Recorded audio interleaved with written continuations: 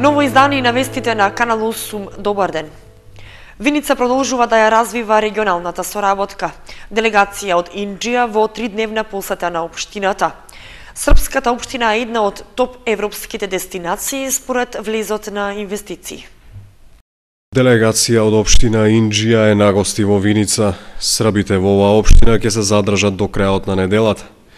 Правите луѓе на двете општини Емил Дончев и Петар Филиповиќ, како и пратеникот во Собранието на Република Македонија Магдалена Манаскова, во градоначалничкиот кабинет ја имаа и првата официјална средба на која разменија информации околу начинот на кој е организирано работењето на општините, стопанските капацитети и можностите за меѓусебна размена на искуства, дотациите и субвенциите од државата, како и условите што се нудат за странските инвеститори. Инџија во не така далечната 2008 година беше вбројана меѓу 25 најдобри европски дестинации за странски инвестиции, а во 2013-та од Советот на Европа ја доби наградата за најтранспарентна општина.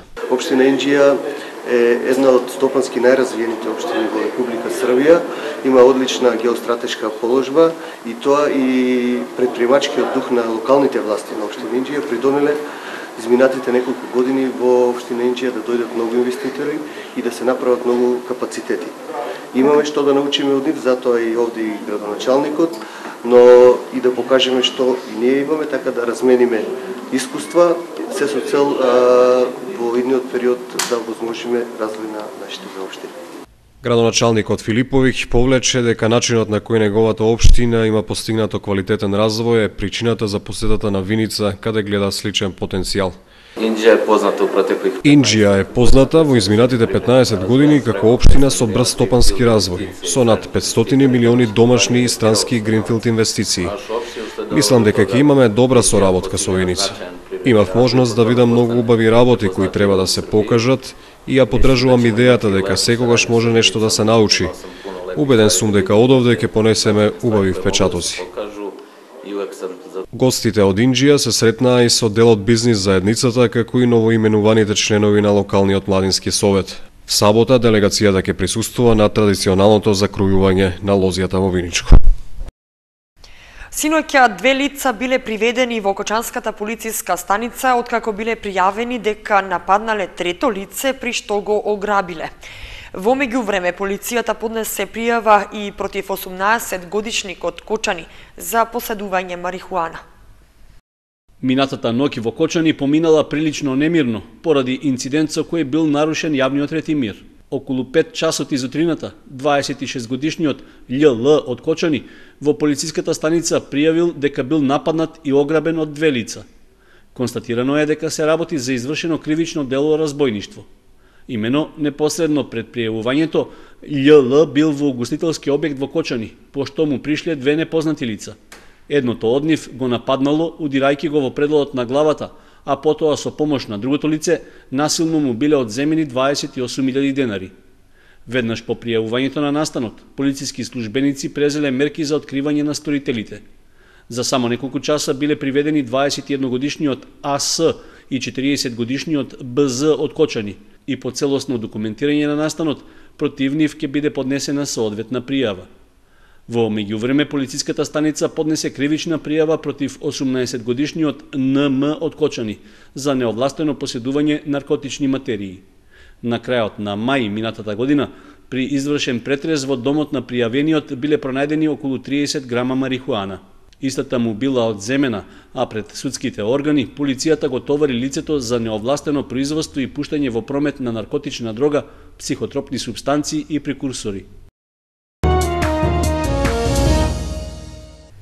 Направени првичните проценки на штетите од поплавите. Во општина Виница се прават пресметки на висината на обештетувањето.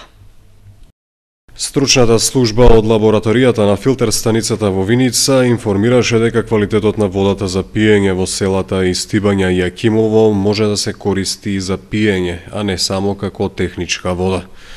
Повеќе 280 и 300 хектари е површина која беше зафатена со првиот бран поплави во Виничко.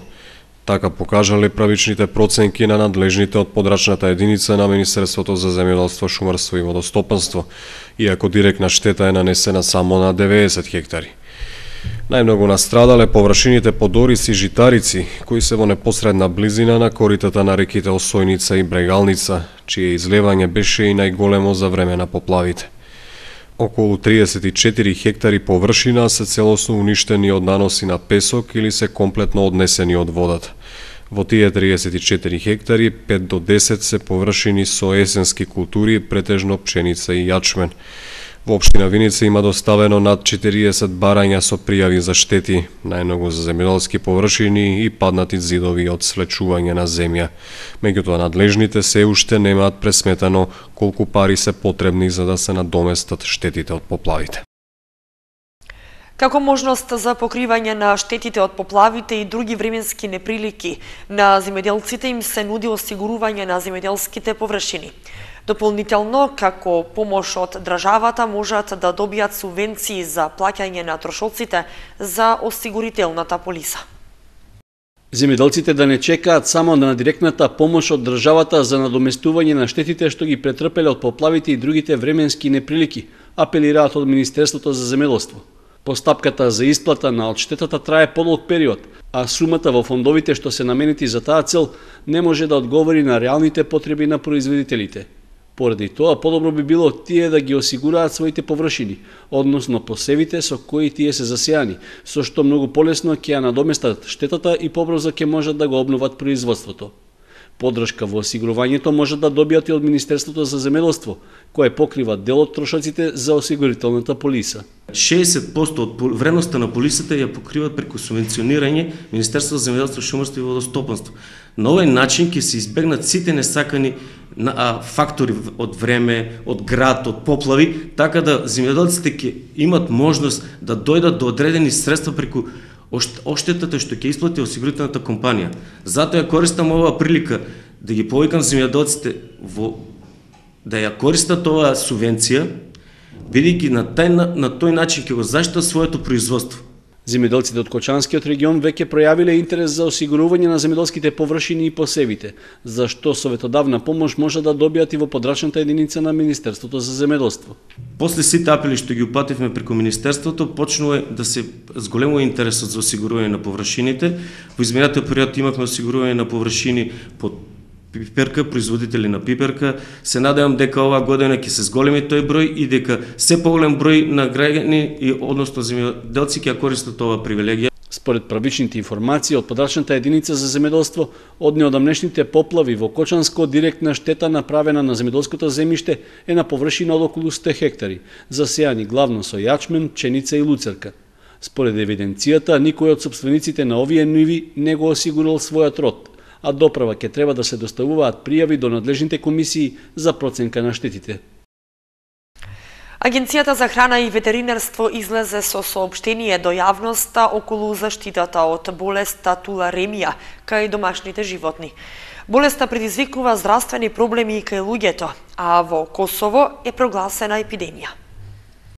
Заради спречување на евентуално пренесување на болеста туларемија, од која кај нас се регистрирани 3 заболени случаи, а во соседно Косово е прогласена епидемија, Агенцијата за храна и ветеринарство апелира сопствениците на домашни животни и миленици, особено на зајаци и други глодари, кај надлежниот ветеринар задолжително да ги пријават животните кои покажуваат невообичаени симптоми на треска, слабење, оток на жлезите, рани на кожата и други симптоми. Станува збор за болест што е опасна за луѓето, чии носители се стаорците, односно глодарите, зајаците, но и други диви и домашни животни.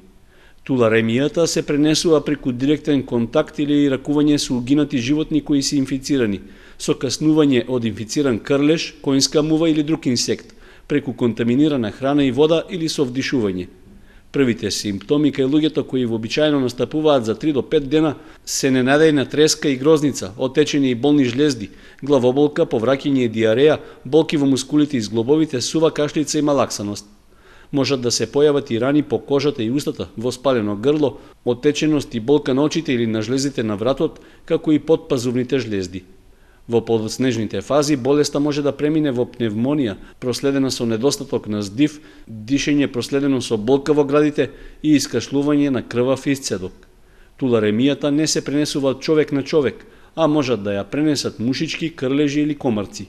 Поради тоа се препорачува користење средства против касање на инсектите, често миење на раците со сапун и топла вода, консумација само на добро термички обработена храна и употреба на чиста, хигиенски исправна вода од проверен извор.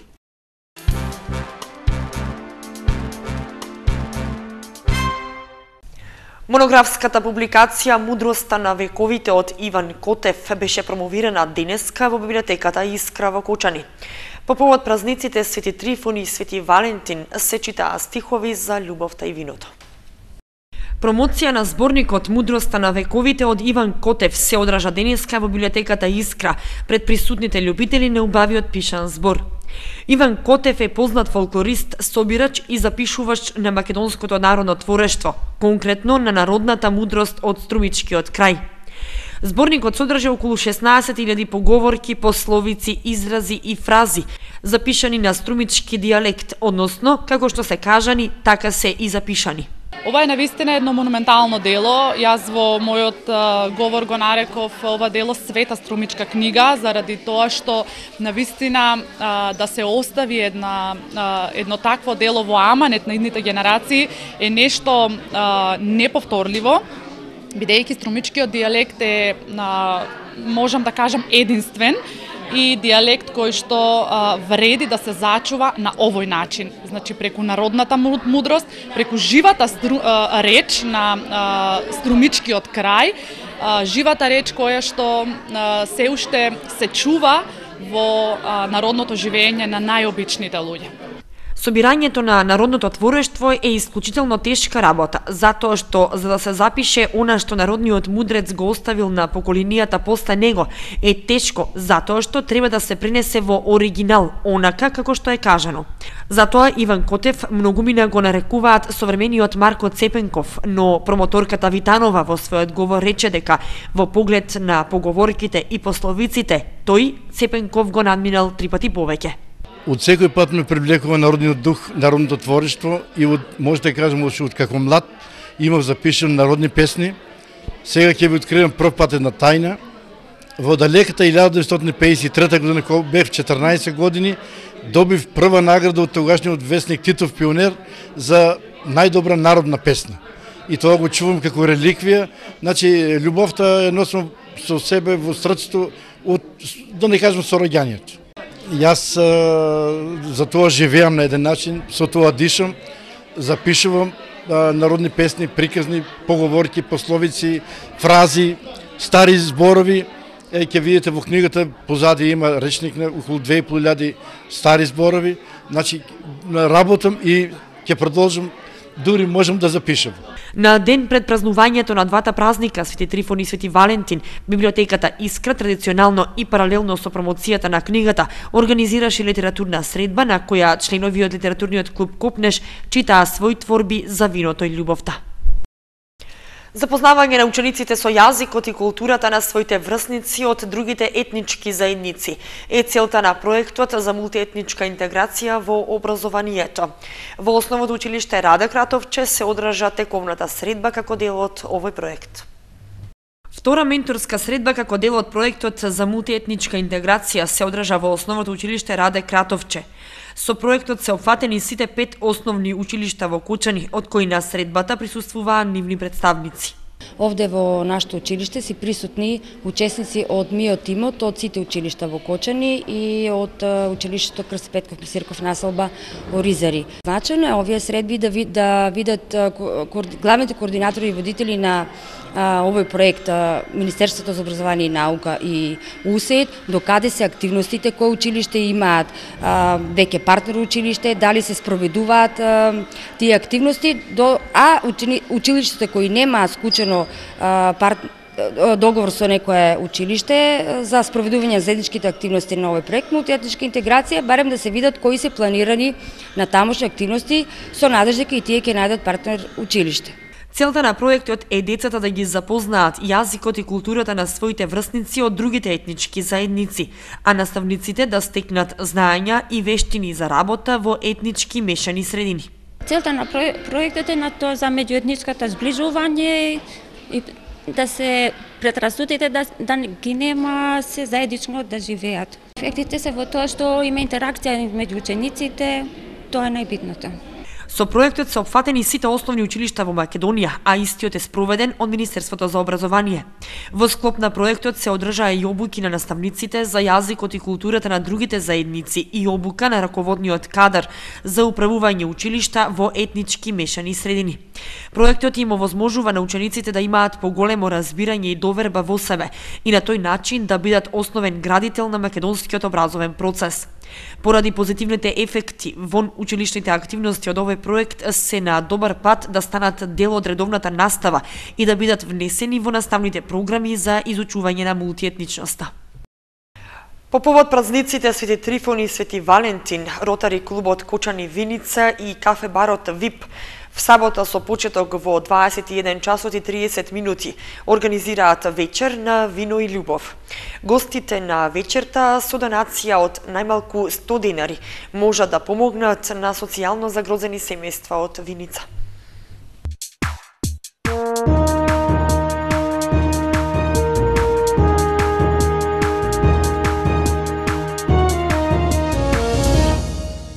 Проследете ја спортската информација. Младинскиот спорт ќе доминира во деновите од викендот.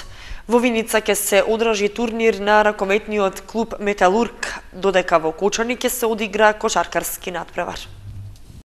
Викендов што предстои, по-конкретно в недела на 15 февруари во спортската сала Капетан Кирчо Димитриев во Виница ќе се одржи ракометен турнир во детски категории. Организатор на турнирот е ракометниот клуб Торо Спорт од Виница, кој е дел од ракометната академија Металург. На турнирот ќе се надпреваруваат деца од генерации родени 2000-те и помали во машка и женска конкуренција. Учество ќе земат следниве екипи: ракометен клуб Торо Спорт Виница, Астра Спорт Македонска Каменица, ракометен клуб Тиквеш Металург Кавадарци, ракометниот клуб Неготино и ракометниот клуб Берол. Почетокот на турнирот е во 10 часот. Викендов ќе се игра и кошарка во Суперлигата во М18 в недела со почеток во 16 часот. Баскет Дино се среќава со ФМП Академија од Скопје. Надпреварот се игра во спортската сала кај гимназијата Љупчо Сантов во Кочани. Надпреварот од М15 пак помеѓу МКК Струмица и Баскет Дино е откажан поради тоа што домакинот поради расформирање истапил од лигата.